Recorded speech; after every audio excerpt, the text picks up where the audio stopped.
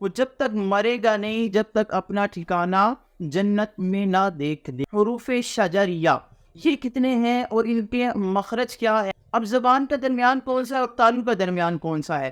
لیکن یا کو جو ہے نا وہ بڑا لوگ مشکل سے ادا کر پاتے ہیں۔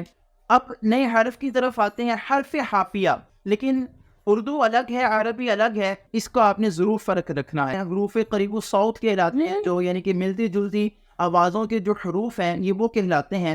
اس کو پوری دنیا میں عام کرنا، آپ خود بھی اگر پڑھنا چاہتے ہیں تو آپ کو بھی پڑھایا جائے گا، اور اگر آپ اپنے بچوں کو پڑھانا چاہتے ہیں تو ان کو بھی پڑھایا۔ خیرکم من تعلم القرآن وعلمہ، تم میں سے بہترین شخص وہ ہے جو قرآن سیکھے اور دوسروں کو سکھائے۔ نحمده ونصلي ونصلي على رسوله الكريم، أما بعد فأعوذ بالله من الشيطان الرجيم، بسم الله الرحمن الرحيم، الصلاة والسلام عليك يا رسول الله وعلى آلك وأصحابك يا حبيب الله، الصلاة والسلام عليك يا نبي الله وعلى آلك وأصحابك يا نور الله۔ پیارے آقا صلی اللہ تعالیٰ علیہ وسلم پر درود پاک کی ایک اور فضیلت عرض کرتا ہوں آپ کو۔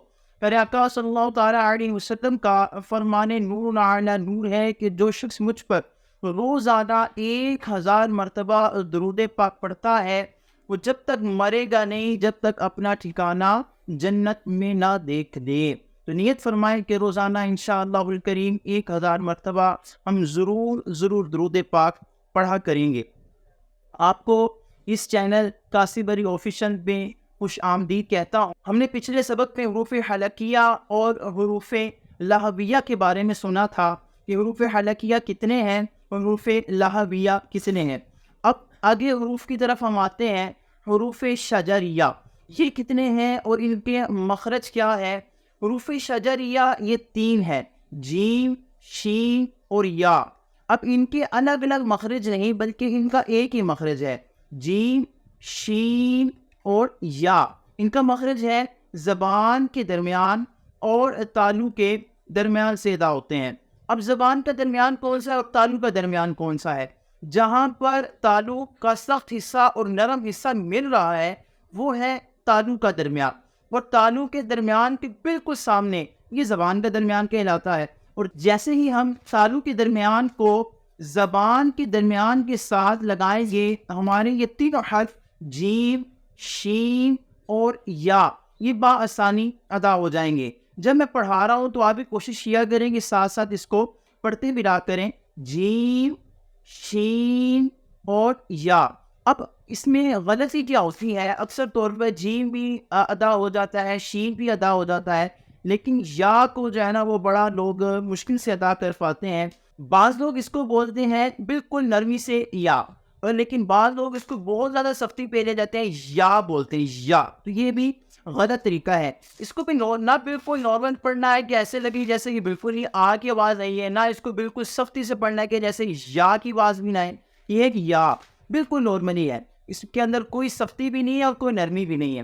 تو آپ کو جو مخرج عرض کیا ہے اس مخرج کے مطابق اگر ہم اس کو ادا کریں گے تو انشاءاللہ الکریم ہمارا جیم، شین اور یا بآسانی ادا ہو جائے گا۔ یہ آپ کو پٹی بھی اس میں نظر آئے گی کہ اس میں جو ہے نا وہ جیم، شین اور یا یہ کب ادا ہوگا۔ یہ جو میں نے آپ کو پہلے عرض کر دی ہے تو اس میں آپ کو نیچے پٹی جو ہے نا وہ نظر آ رہی ہوگی کہ جیم، شین اور یا ان کے مخرج کیا ہے وہ لکھا بھی ہوگا۔ جیسے پچھلی ویڈیو کے اندر جیسے حروف جو بیان کیے گئے تھے اس کے اندر آپ کو ایک پٹی نیچے نظر آ رہی ہوگی کہ یہاں پر حمزہ ہا کا کیا مخرج تھا، پھر عین ہا وئی خا کا کیا مخرج تھا، اس طرح جیم شین یا کا بھی مخرج اس میں آپ کو نظر یہی باتیں پیچھے گزر گیا ہوگا اور آپ نے دیکھ بھی لیا ہوگا۔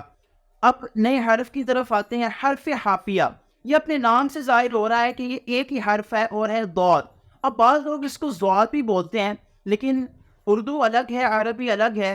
اردو کے اندر ضاد ہے، عربی میں ضاد ہے۔ اسی طرح اگر ہم اردو میں آئے تو اردو کے اندر ٹے موجود ہے، عربی کے اندر تو ٹے موجود نہیں ہے نا۔ اسی طرح اگر ہم بات کرتے ہیں ڈال کی تو ڈال اردو کے اندر آتا ہے، عربی میں کوئی ڈال کا حرف نہیں ہے۔ اسی طرح جو ہے وہ بہت سی اس طرح کی حروف جو اردو کے اندر ہے وہ عربی میں شامل نہیں ہے۔ اور میں نے آپ کو عرض کی ہے کہ عربی کے کتنے حروف ہیں، وہ 29 حروف ہیں. اردو کے اندر زیادہ حروف ہیں، 29 سے زیادہ حروف ہیں.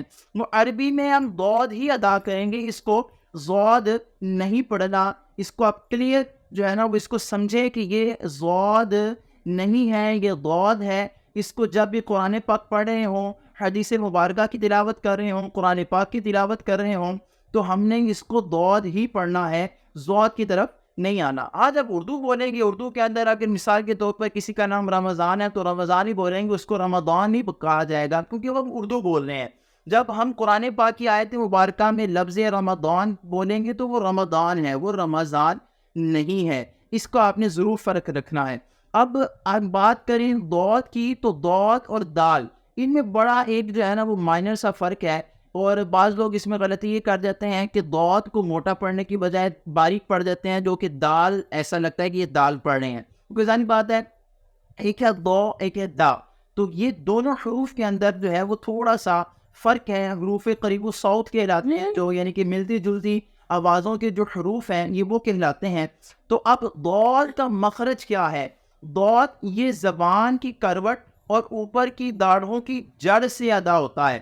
زبان کی کروٹ اوپر کی داڑھوں کی جڑ سے ادا ہوگا کہ جب ہم زبان کو کرو کریں گے تو اوپر کی جو ہماری داڑھیں ہیں ان کے ساتھ جب ہم ان کو ٹچ کریں گے تو ہمارا ضاد آرام سے ادا ہو جائے گا. تو جب ہم اس کو اس کو بعض لوگ کیا غلطی کرتے ہیں کہ دواد بولتے ہیں، واؤ کی آواز نکالتے ہیں، اس کو منہ کو گول کرتے ہیں. دواد نہیں ہے، یہ ہے ضاد. اس کو ہم نے ضاد پڑھنا ہے نہ کہ داد پڑھنا ہے. داد بھی نہیں پڑھنا اور دواد بھی نہیں پڑھنا، یہ ہے ضاد. اب اس میں ظاہری بات ہے جب پڑھ رہے ہوں گے تو آخر میں اپنا حرف دال بھی آتا ہے اور اس میں پھر کلکلا ہوتا ہے. کلکلا کیا ہے وہ آگے آنے والی جو آپ کو ویڈیوز ہوں گے اس میں پتہ لگے گا کلکلا کیا ہے. ابھی تو پورا مدنی قاعدہ ہے، پھر انشاءاللہ کریم الحمد سے لے کے والناس تک ایک ایک آپ کو ہر کے بارے میں بتانا ہے کہ اس کے اوپر کون سا قاعدہ لگ رہا ہے، کون سا قاعدہ نہیں لگ رہا، کیسے پڑھیں گے، کہاں پر غنہ کرنا ہے، کہاں پر غنہ نہیں کرنا. تو آپ اس چینل کے ساتھ جب جڑے رہیں گے، اس کے ساتھ جو ہے وہ ویڈیوز جیسے آئیں گی آپ دیکھتے رہیں گے. اور اس کو سبسکرائب کریں، شیئر کریں جتنا ہو سکے. اس کو پوری دنیا میں عام کرنا ہے. ظاہری بات ہے لوگ پتہ نہیں کیا کیا دیکھتے ہیں اور کیا کیا نہیں دیکھتے. ہمیں تو قرآن سیکھنا ہے. پہلے آقا علیہ الصلوۃ والسلام پہ حدیث پاک بھی ہے، خیرکم من تعلم القرآن وعلمہ، تم میں سے بہترین شخص وہ ہے جو قرآن سیکھے اور سکھائے. اب الحمدللہ اللہ کا کرم، اللہ نے سکھانے والا بنایا ہے. ابھی میں بھی سیکھ رہا ہوں. ظاہری بات ہے کچھ نہ کچھ تو انسان سیکھتا ہی رہتا ہے. لیکن اب آپ مزید اس کو سیکھ رہے ہیں تو اس کو مزید شیئر کریں اور ایک حدیث پاک کے مصداق بنے کہ تم میں سے بہترین شخص وہ ہے جو قرآن سیکھے اور دوسروں کو سکھائے. اب آپ سیکھنے کے مراحل میں ہیں تو سیکھیں بھی اور دوسروں کو بھی اس کو ویڈیو کو شیئر کریں تاکہ یہ زیادہ سے زیادہ لوگ دیکھ سکیں اور سیکھیں کہ ہم نے کیسے پڑھنا ہے. اگر آپ میرے سے پڑھنا چاہتے ہیں تو آپ کو جو ہے وہ نیچے اسکائپ کا لنک نظر آ رہا ہوگا، وہ اسکائپ پہ آپ جا کے مجھ سے رابطہ کر سکتے ہیں. فیس بک کا بھی نیچے لنک ڈسکرپشن میں دیا ہوا ہے، وہاں پہ جا کے آپ رابطہ کر سکتے ہیں.